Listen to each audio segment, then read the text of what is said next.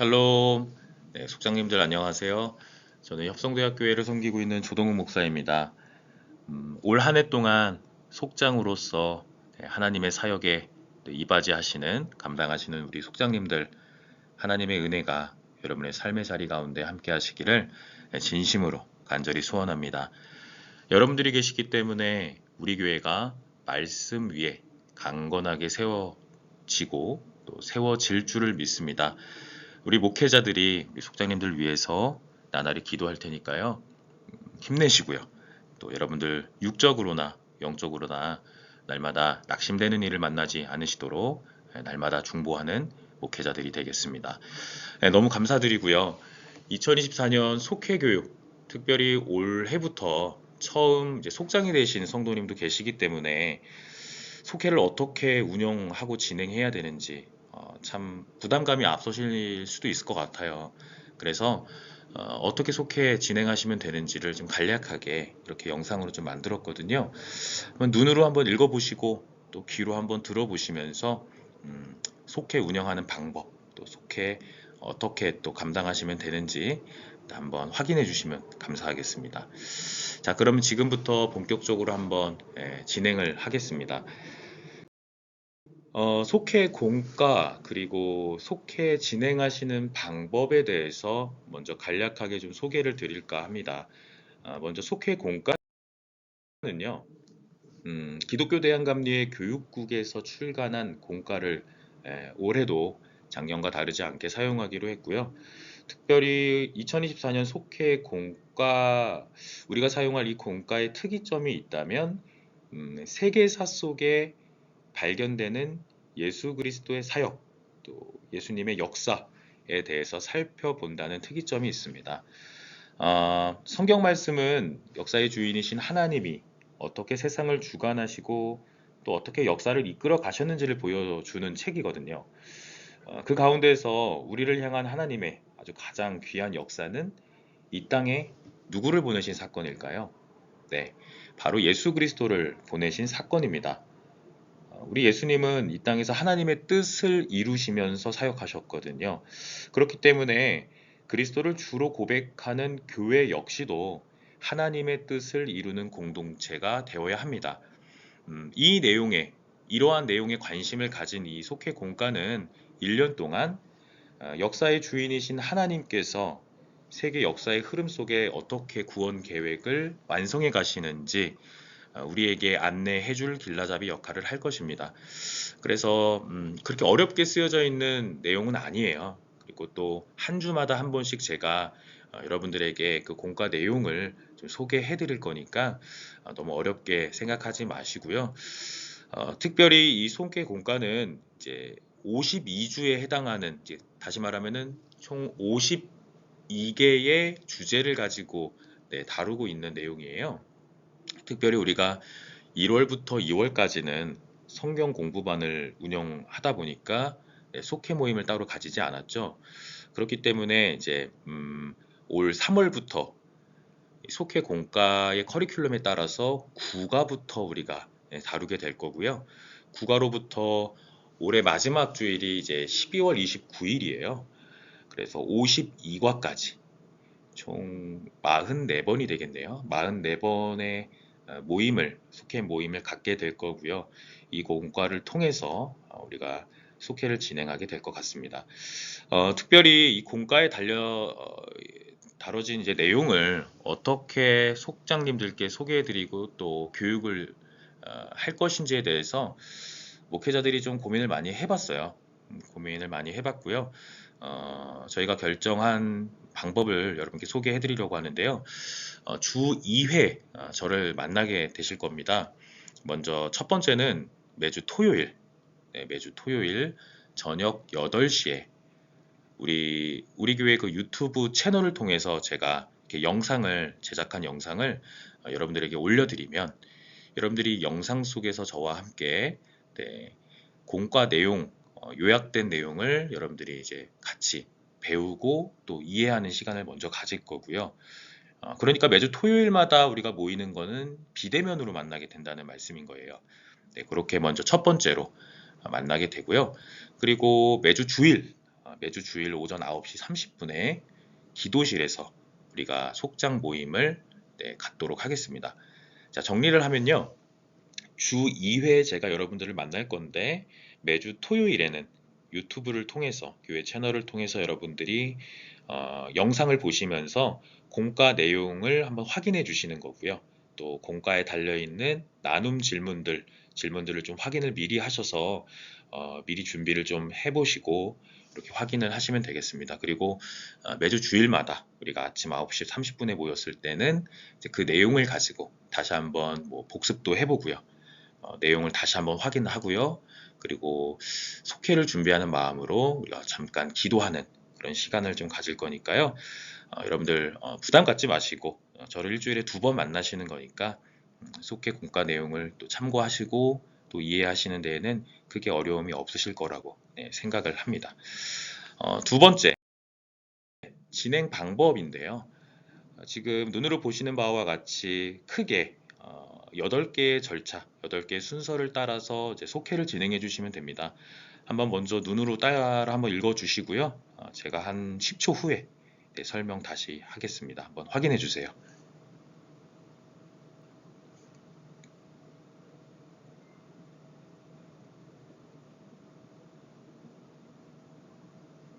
네, 눈으로 한번 따라 읽어 보셨죠? 자, 제가 지금부터 한번 설명을 해 드릴게요. 자, 속회가 일단 시작이 되면 우리가 다 같이 둘러 앉아서 공과 자료를 다 받으셨는지 확인을 하고요. 그리고 첫 번째로 우리가 사도신경 하면서 속회를 시작하는 걸로 하겠습니다. 사도신경을 하시고 나서 우리가 할 부분은요. 찬송. 공과 자료를 보시면 매주 우리가 같이 부를 찬송을 제가 적어 놓았어요. 찬송을 같이 부르시는데, 자, 여기서 한 가지 우리가 생각하고 진행해야 될 부분이 뭐냐면, 속회 헌금 봉헌 시간을 요 찬송 시간에 같이 하는 걸로 하겠습니다. 요 찬송 시간에 헌금을 같이 봉헌을 하고요. 그리고 찬송이 끝나면 이제 매주 한 분씩 돌아가시면서 이제 기도를 맡은 이가 해주시면 되겠습니다. 찬송과 기도가 끝난 다음에 이제 본격적으로 속회 공과에 나타나 있는 내용을 토대로 우리가 속회를 이제 진행하면 되겠는데, 자, 첫 번째로 나누어드린 유인물의 맨 위에 보시면 맨 상단에 주제가 적혀 있습니다. 저 주제 한번 확인해 주시고, 그리고 본문의 배경, 글이 시작되는 그 첫 문장이 이제 본문의 배경이 되는 부분이거든요. 한 두세 문장 정도로 제가 정리를 해놨는데 그 부분을 같이 한번 읽어보시면서 오늘 우리가 나누게 될 본문의 배경 확인해 주시고요. 특별히 그 본문의 배경을 가지고 어떤 목표를 가지고 우리가 속회를 오늘 진행할 것인지 속회 목표를 한번 확인해 주시면 됩니다. 이렇게 확인을 해주신 다음에 이제 성경 본문을 찾아서 우리가 함께 묵상을 하게 될 것인데, 특별히 속회 공과에서 제시하고 있는 그 성경 본문이 적게는 한 대여섯 절 정도 되지만 제가 찾아보니까요, 많을 때는 30절이 넘어가는 경우도 있어요. 그렇기 때문에 이거를 우리가 다 읽으면 좋죠. 다 읽으면 좋은데 또 성경 구절이 길어진다는 건 곧 속장님이 또 이렇게 감당해 주셔야 될 부분이 많다라는 걸 의미하기도 하거든요. 그래서 우선은 성경 구절이 많지 않은 날은 우리가 개역 개정으로 된 성경을 한번 읽고요. 그리고 제가 특별히 좀 성경 본문을 좀 성경이 좀 이렇게 쉬운 단어로 쉬운 낱말로 쓰여 있지는 않잖아요. 그래서 좀 이제 막 신앙생활을 시작하신 분들 혹은 신앙생활을 하신 지 얼마 안 되신 분들은 좀 어렵게 느끼실 수 있어요. 그래서 이제 우리 속회 공과에는 세 번역 성경으로 제가 오늘 다루게 될 중심 구절을 이제 다뤄놨거든요. 그 세 번역 본문을 가지고 다시 한번 읽으시는 거예요. 자, 그러면 다시 말씀드린 무슨 말씀이냐면 우리가 그 해당 주차에 배우게 될 성경 본문을요, 총 2번 읽는 거예요. 2번 읽는데 처음에는 개역개정 성경으로 우리가 가지고 있는 성경책을 가지고 한번 읽고요. 두 번째는 세번역 성경으로 이렇게 2번 읽는 겁니다. 그러면은 성경 본문을 우리가 2번을 이제 접하게 되는 거고 또 조금이라도 더 쉽게 쓰여져 있는 본문을 바탕으로 묵상을 진행하겠다. 이런 말씀이니까요. 성경 본문을 2번 읽어주시면 됩니다. 자, 요 내용을 바탕으로 이제 속장님들이 이제 감당해 주셔야 될 부분이 다음 순서인데 한 구절 묵상이라는 부분이 있습니다. 우리 공과에 있는 내용을 제가 다뤄 놓았고요. 특별히 여러분 공과 내용을 보시면 크게 이제 세 부분으로 매당 주차마다 세 부분으로 나누어서 이제 공과를 이제 공과의 흐름을 보면 그렇게 되어 있어요. 첫 번째, 두 번째, 세 번째 이런 식으로 이렇게 다뤄져 있는데요. 이거를 다 할 수도 있는데 또 다 하게 되면 또 너무 시간이 길어질 수도 있고 또 속장님들마다 개인차 다시 말하면 이제 처음으로 속장을 하신 분들은 부담스러우시잖아요, 사실 그렇죠? 이걸 다 하시게 되면 부담스럽기 때문에 제가 특별히 한 부분만 좀 중심으로 살펴보실 수 있도록 다뤄 놓았어요. 자, 그러면 나머지 두 부분은 다루지 않았냐? 그거는 아니고요. 나머지 두 부분을 다뤄놨어요. 다뤄놨는데 제가 한 문장으로, 한두 문장으로 이렇게 요약을 해놨어요. 그러니까 여러분들이 이걸 참고하셔서 혹시 속해 공과에 다뤄져 있는 내용을 여러분이 좀 소화해 내실 수 있다 그러면 요약된 부분을 뭐 읽으셔도 되지만 속해 공과에 있는 내용을 읽어주셔도 됩니다. 그런데 그렇게 하기가 좀 부담스럽다. 혹은 좀 시간이 좀 많이 할애될 것 같다라고 느끼시는 속장님들은 제가 나누어 드린 유인물에 간략하게 요약된 부분을 읽어주시고 넘어가는 걸로 그렇게 하겠습니다. 자, 그러면은 우리가 지금 따르게 될 속해 흐름은요. 총 3개의 주제를 다루는 게 아니라 한 개의 주제에 주안점을 두어서 다루고 나머지 2개의 주제는 요약을 해서 설명을 하는 걸로 그렇게 지나가는 걸로 흐름을 따를 거니까 요 점 양지하시기 바랍니다. 자, 그리고 나서 우리가 진행할 부분은 사실 속해는 말씀을 배우는 시간이기도 하고 또 말씀을 상고하는 시간이기도 하지만 보다 구체적으로 속해라는 조직의 그 목적은 성도의 삶을 나누는 거거든요. 그래서 나눔 시간이 이제 그 다음 시간에 우리가 갖게 될 건데 특별히 제가 나눔 노트라는 부분을 활용을 해서 매주 적게는 1개, 또 많게는 3개 정도의 질문을 달아 놓을 거예요. 그러면은 이제 속장님들이 먼저 이제 질문을 활용하셔서 먼저 본인에게 한번 질문을 던져 보시고 그런 내용을 바탕으로 이 질문에 대한 부분을 속도원들께 잘 소개해 주셔서 그 모든 속도원들이 그 질문에 또 바람직한 응답을 통해 성도님들이 같이 영적으로 호흡하실 수 있도록 그렇게 안내자 역할을 해주시면 되겠습니다. 묵상과 이제 나눔 시간이 끝난 다음에 우리가 마지막으로 할 부분은요, 공동 신앙 고백입니다. 속해 결론에 해당하는 부분을 제가 다뤄 놓았거든요. 같이 한번 신앙 고백 하신다는 차원에서 한 목소리로 그 부분을 같이 읽고요, 낭독하고요, 고백하고요. 그리고 마지막으로 주님이 알려주신 기도를 통해서 같이 고백함으로 해당 주차 속회를 마치는 걸로 그렇게 진행하겠습니다. 요거는 제가 주일날 다시 만났을 때 제가 다시 한번 설명을 할 테니까요. 지금 영상으로 함께 확인하시는 우리 속장님들은 일단 이런 식으로 속회가 흘러간다 라는 거 확인해 주셨으면 감사하겠습니다. 네. 자, 오늘의 주제 한번 살펴볼게요. 오늘의 주제는 그가 우리를 구원하시리라 라는 제목으로 속회를 모이게 될 거고요. 자, 이 주제에서 발생될 수 있는 배경, 특별히 속회 공과에서 소개하고 있는 배경이 이런데요. 성경의 역사 가운데 주전 8세기 구약 시대거든요. 주전 8세기는 아수르라는 이름을 가진 제국이 이제 이스라엘을 포함하여 고대 근동 지역을 통치했어요. 근데 이 제국이 굉장히 군사적인 침략을 많이 했던 제국이기 때문에 늘 이제 북이스라엘과 남유다는 위협 가운데 살아야만 했습니다. 이런 가운데 하나님께서 한 예언자를 부르셨는데 그 예언자가 바로 미가라는 예언자이고요. 미가라는 예언자를 통해서 하나님이 어떤 예언을 하셨냐면 예언을 하시도록 했냐면 메시아가 올 것이고 이스라엘을 돌보게 될 것이라고 이제 미가 예언자를 통해서 하나님이 역사를 하세요. 그래서 이 부분이 오늘 본문의 배경이 되는 부분입니다. 그래서 여러분들 확인해 주시면 되겠고요. 이 배경을 통해서 우리는 한 이제 구절을 같이 묵상을 하게 될 거고, 그 가운데 어떤 목표를 우리가 이루게 될 거냐면 메시아, 메시아라는 게 뭘까? 라는 거 부분을 확인할 거고요. 또 메시아에 관한 하나님의 약속이 무엇이었는지를 우리가 알아보는 시간이 오늘 속회의 이제 목표가 되는 겁니다.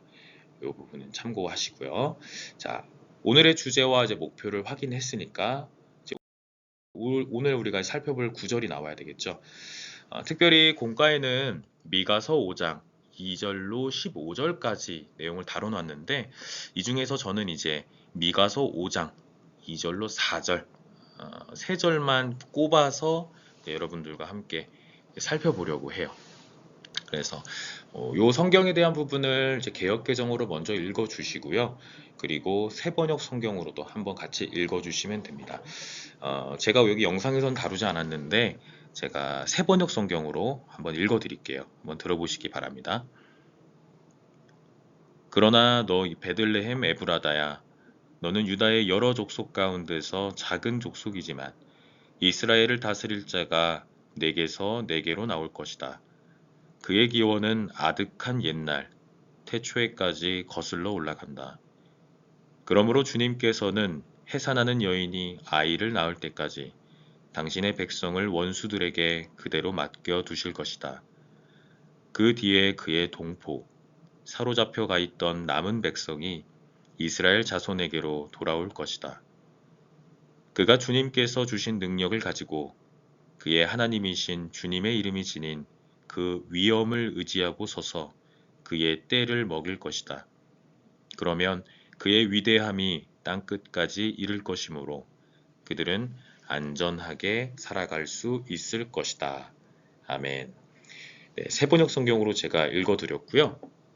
내일 속회를 운영하실 때, 진행하실 때 이렇게 새번역 성경을 같이 교독하시든지 합독하시든지 이렇게 읽어주시면 되겠습니다.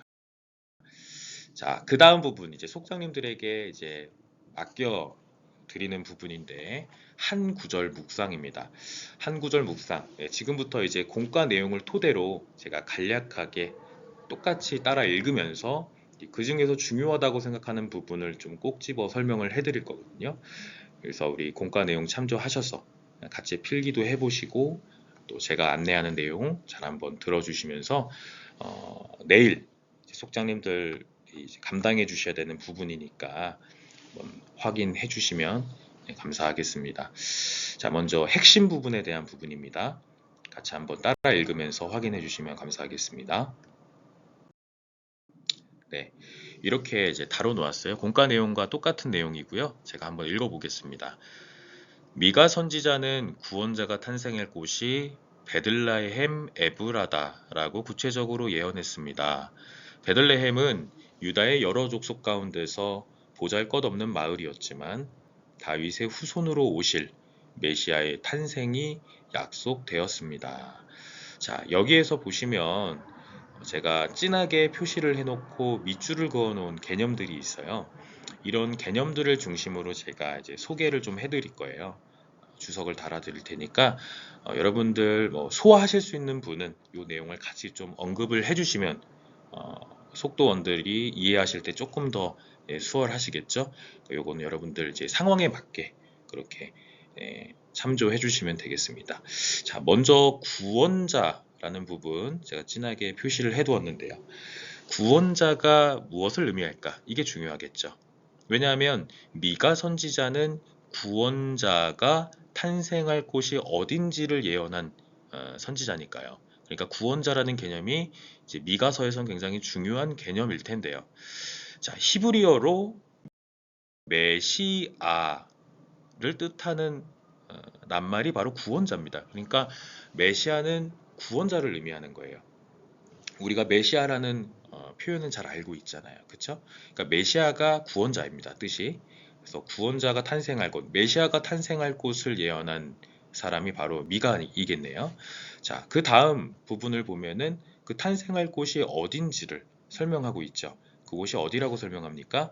베들레헴 에브라다라고 구체적으로 예언했대요. 자, 베들레헴이 어딜까? 그리고 에브라다라는 개념이 무엇일까? 요걸 한번 확인하면 좋겠네요. 그쵸?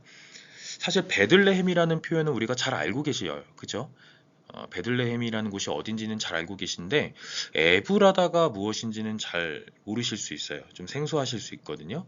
자, 설명을 한번 해드릴게요.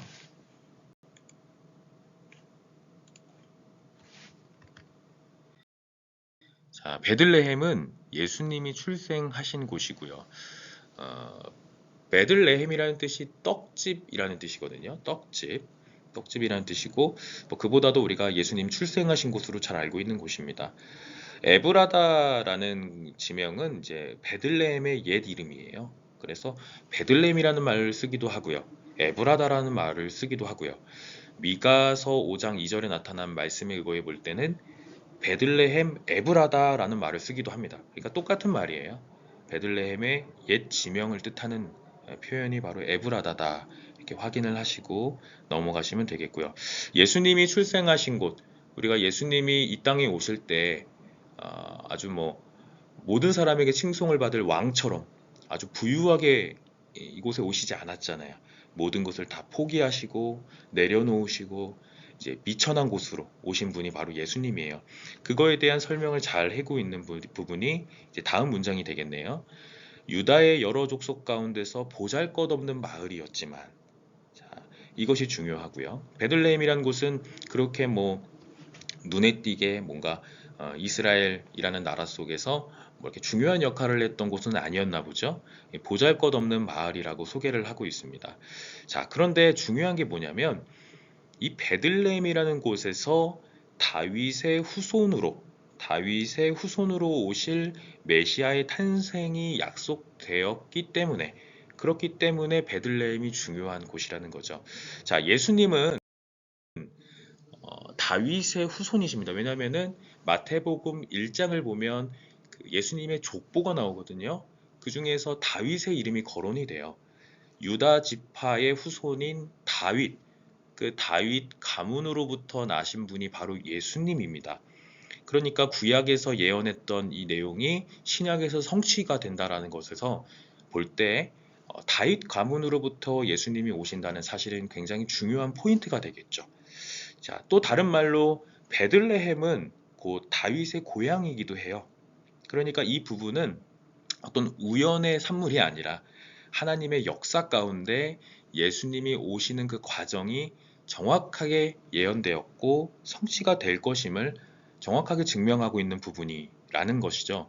다윗의 고향이 베들레헴이었고 예수님은 다윗의 가문으로부터 오셨다. 이 부분이 우리가 체크하고 넘어가야 될 부분입니다.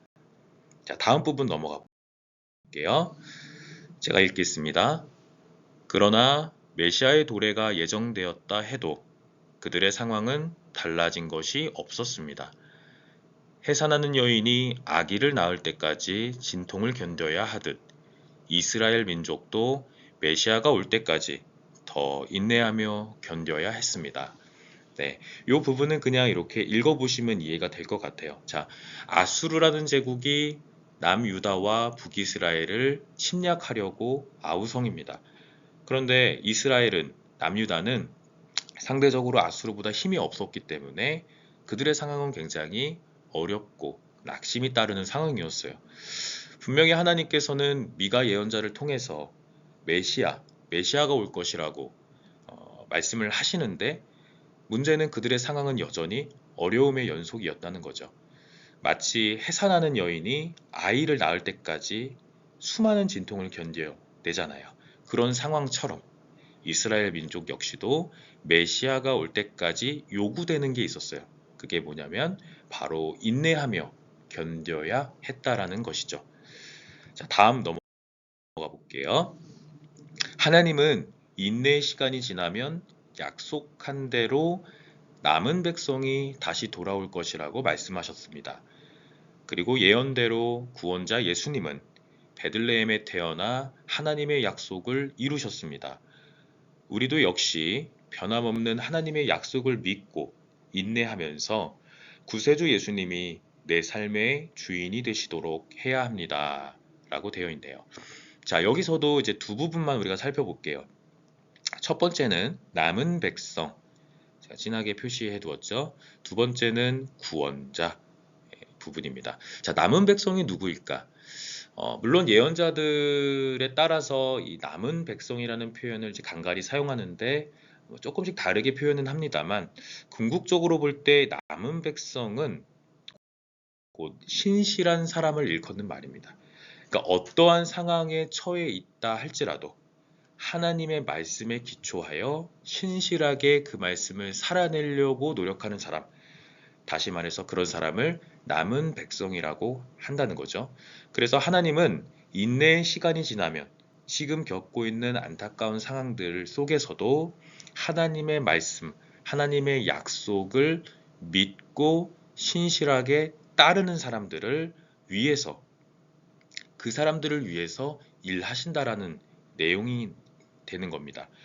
그래서 남은 백성은 곧 신실한 사람을 일컫는 말이고요. 자, 그 신실한 사람들을 위해서 하나님이 어떤 약속을 하셨죠? 미가의 예언에 따르면 예수님, 구원자, 이스라엘을 돌볼 구원자가 베들레헴으로부터 이제 나타나고 이제 하나님께서 구원하신다. 이렇게 예언을 하고 있는 사람이 바로 미가이고요. 앞서 살펴보았듯이 구원자는 곧 다른 말로 메시아다. 다시 한번 똑같은 말을 반복하고 있죠. 또 마지막에도 보면 구세주 예수님이라는 표현을 쓰고 있는데 구세주도 마찬가지로 메시아를 또 이야기하는 점이죠. 그래서 메시아는 곧 이제 하나님께서 약속하셨던 구원자이고 그 구원자는 어떠한 상황에 처해 있다 할지라도 하나님의 약속을 신실하게 믿는 남은 백성을 위해서 하나님이 이루시는 역사였음을 우리가 확인할 수가 있습니다. 자, 이렇게 다뤄주시면 돼요. 이 부분까지가 속장님들이 이제 끌고 가주셔야 되는 부분이 되고요. 그리고 나서 이제 다음 부분은 나머지 부분인데, 아까 말씀드린 것처럼 우리 공과는 총 3개의 주제를 가지고 이야기한다고 말씀드렸잖아요. 그 중에 두 번째, 세 번째 내용을 제가 두 문장으로 요약을 했어요. 한 문장씩 요약을 해서 두 문장으로 요약을 해놨는데, 그거를 그냥 읽으셔도 되고요. 이게 조금 부족하다고 느끼시는 속장님들은 공과 내용에 달려있는 부분을 참조하셔서 속해 참여하는 우리 속도원들에게 설명해 주시면 되겠습니다. 이렇게 제가 적어 놓았어요. 우리 한번 읽고 넘어가는 걸로 하겠습니다. 2절부터 4절 이후를 보면 하나님은 악한 세력으로부터 이스라엘의 남은 백성을 안전하게 보호해 주실 것이라고 약속하셨습니다. 자, 이 부분이 이제 5절로 9절에 대해 해당하는 내용이고요. 남은 백성에 대한 부분이 또 나오죠. 또한 하나님께서는 전쟁이 그치고 이스라엘이 승리하는 날에, 즉 완전한 승리를 약속하셨습니다.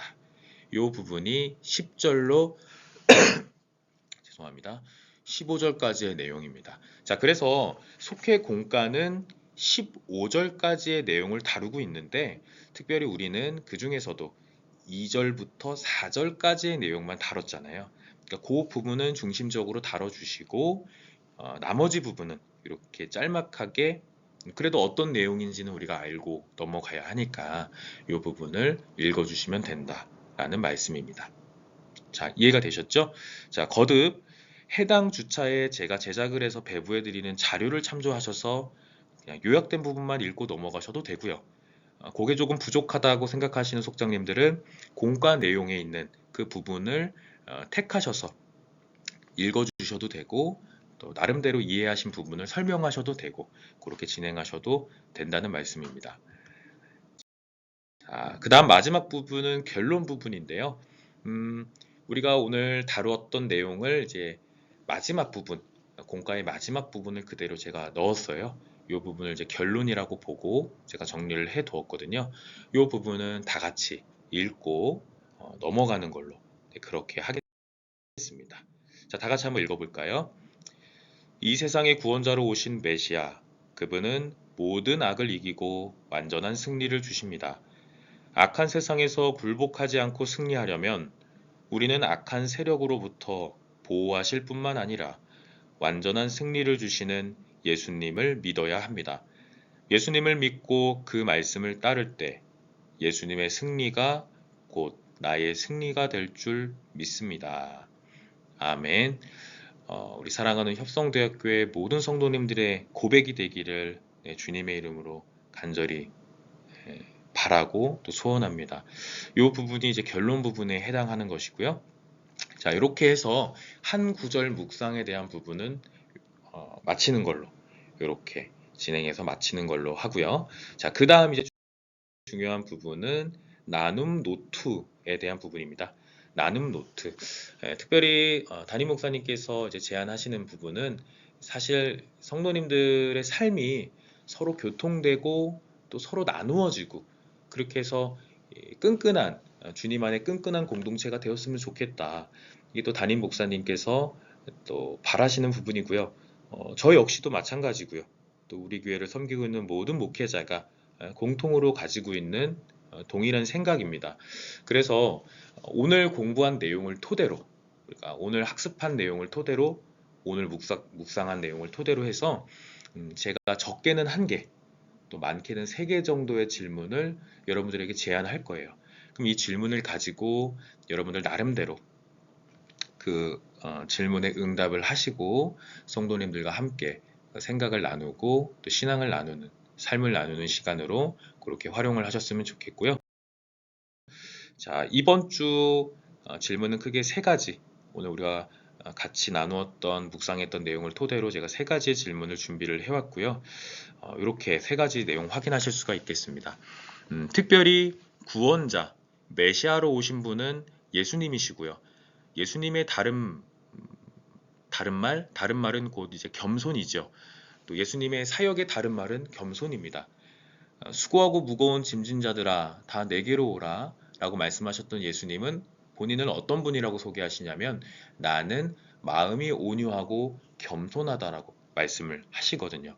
겸손은 곧 예수님의 다른 말인데 오늘 본문에서 확인할 수 있듯이 그 예수님이 오신 곳 베들레헴은 보잘것없는 마을이었잖아요. 다시 말하면 상징적으로 본다면 베들레헴은 곧 겸손을 상징할 수가 있겠네요. 자, 여러분들이 살아가시면서 겸손히 마음을 낮추었을 때 받았던 은혜가 있다면 그게 무언지 생각해 보시고 나누어 주시면 되겠는데요. 겸손히 마음을 낮춘다라는 말을 다시 말한다면 이렇게 또 표현할 수 있을 것 같아요. 예수님의 마음을 가지고 살았을 때 우리의 삶 속에서 받았던 누렸던 은혜가 있다면 그것이 무엇인지 여러분들이 그 생각을 나눠주시면 되겠습니다. 특별히 우리가 사순절기를 보내고 있기 때문에 더더욱 겸손에 대한 우리의 생각이 또 마음이 집중되어야 할 때라고 생각합니다. 속장님들은 이러한 부분을 토대로 이제 질문에 속도원들이 응할 수 있도록 안내해 주시면 되겠고요. 특별히 두 번째, 세 번째 내용은 하나님께서 남은 백성을 구원하신다 그랬잖아요. 누구를 보내서요? 메시아를, 구원자를 보내서요.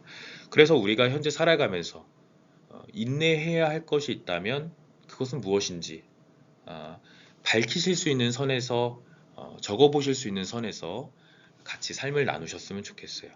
이스라엘 백성들이 처했던 상황처럼 우리 역시도 구원자를 늘 고대하고 살아가지만 메시아를 고대하고 살아가지만 우리의 삶이 늘 탄탄대로만 걷는 것은 아니잖아요.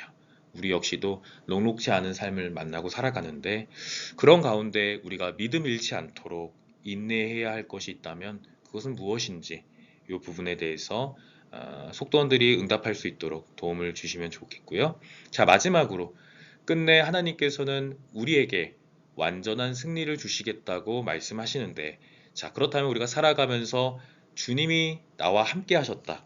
주님이 나를 도우셨다라고 느꼈던 그런 순간들이 있었다면 그 순간은 언제였는지 내가 승리를 만끽했던 순간 하나님과 동행했다고 느꼈던 그 순간 하나님이 나를 세워가시고 나의 삶을 역사하셨다고 느꼈던 그 순간에 대해서 함께 고백할 수 있도록 또 안내해 주셨으면 좋겠습니다. 자, 그래서 이러한 질문들을 통해서 그가 우리를 구원하시리라. 오늘의 삶의 현장 가운데 우리에게도 동일하게 우리를 구원하시기 위해 날마다 우리와 함께 하시는 하나님을 발견하는 그런 시간을 우리가 살아냈으면 좋겠고요. 이러한 질문들에 대한 응답이 성도님들의 한 주간의 삶 속에서 증언될 수 있도록 나눔을 진행해 주시면 감사하겠습니다. 우리가 지난주에 이제 속장님들과 함께 모여서 피드백 시간을 갖다가 이런 질문을 제안을 하신 분이 계세요. 질문이 너무 길면 이게 듣는 그 시간들은 물론 좋은 시간이지만 이게 또 너무 한 분이 오래 또 대답을 하시게 되면 나머지 우리 속도원들이 또 이야기하고 나누실 시간이 좀 부족해지잖아요. 그렇기 때문에 속장님들은 이 질문 하나당 총 시간이 10분 정도 10분이 넘기지 않도록 뭐 한 분의 할당될 수 있는 시간은 뭐 한 1분에서 2분 정도 되겠죠. 그러면 물론 이제 뭐 화평속 같은 경우는 좀 인원이 많을 수 있는데요. 여러분들이 질문 하나당 10분이 넘기지 않도록 좀 그렇게 먼저 이야기를 해주셨으면 좋겠어요. 그래야만 모든 속도원들이 자신의 신앙을 나누고 또 삶을 나눌 수 있잖아요. 그렇게 해서 이 나눔 노트 시간은 총 30분이 넘어가지 않도록 우리 속장님들이 좀 그 시간을 잘 할애할 수 있도록 도움을 주셨으면 감사하겠습니다. 자, 이렇게 해서 나눔 노트까지 시간을 이제 우리가 진행을 하고요. 자, 마지막으로 제가 매 공과마다 마지막에 공동 신앙 고백이라는 부분을 이제 하나 정리해 둔 부분이 있어요. 이 부분을 이제 같이 한 목소리로 나의 신앙을 하나님께 고백한다라는 마음으로 같이 신앙 고백을 하시고요. 그리고 마지막으로는 주님의 기도로 해당 주차 속회를 마치는 걸로 그렇게 하겠습니다. 자, 지금까지 대략 한 30분에 걸쳐서 제가 속회 공과 내용에 대해서 좀 설명을 해드렸고요. 또 앞전에 한 5분 정도 속회 공과와 속회 진행하시는 방법을 설명해 드렸습니다. 자, 한번 영상을 참조하셔서 오늘 속회 공과에 대해서 미리 한번 확인해 주셨으면 감사하겠고요. 또 우리가 내일 만났을 때 이 내용들에 대해서 다시 한번 제가 복습하는 차원에서 설명을 해드릴 거예요. 그래서 혹시라도 속장님들 공과 확인하시면서 이해가 안 되시거나 좀 궁금하신 내용들은 미리 좀 표시를 해서 오세요. 그러면 제가 그거에 대한 최선의 대답을 여러분께 꼭 드릴 테니까요. 그렇게 확인을 해주시면 감사하겠습니다. 저희가 다음 주부터는 이러한 방식으로 매주 토요일 저녁 8시에 유튜브 채널을 통해서 여러분께 제가 인사드리도록 하겠고요. 다음 주부터는 앞전에 설명드렸던 속회 공과 그리고 속회 진행 방법에 대한 내용은 빼고요. 이제 속회 그 공과 자료에 들어간 내용에 주해서 제가 주안점을 두어서 여러분께 정리한 내용으로 다시 인사드리도록 하겠습니다. 네, 긴 시간 경청해 주시고 또 공과 같이 확인해 주셔서 너무 감사드리고요. 아무쪼록 여러분의 삶이 먼저 변화되어야 하고요. 또 여러분에게 먼저 주님의 은혜가 임해야 또 여러분들이 속도원들을 끌고 가시는데 더 힘이 되고 또 감사함으로 그 시간을 또 감당하실 수 있다고 생각하거든요. 저를 포함하여 협성대학교회를 섬기고 있는 모든 목회자가 나날이 속장님들을 위해서 기도하겠습니다. 날마다 기도로 후원할 테니까요. 여러분들 힘내시고요. 여러분의 삶이 먼저 말씀으로 변화되고 날마다 주님의 은혜 안에 뛰놀 수 있는 여러분의 삶이 될 수 있도록 날마다 주님의 은혜 안에 주님의 사랑 안에서 축복합니다. 여러분 감사합니다. 긴 시간 경청해 주셔서 너무 감사드리고요. 오늘도 주님 안에서 평안한 시간 보내시고 내일 기쁜 얼굴로 주님 안에서 감사히 얼굴 보면서 인사드리도록 하겠습니다. 감사합니다. 평안한 하루 보내시고요. 내일 뵙겠습니다.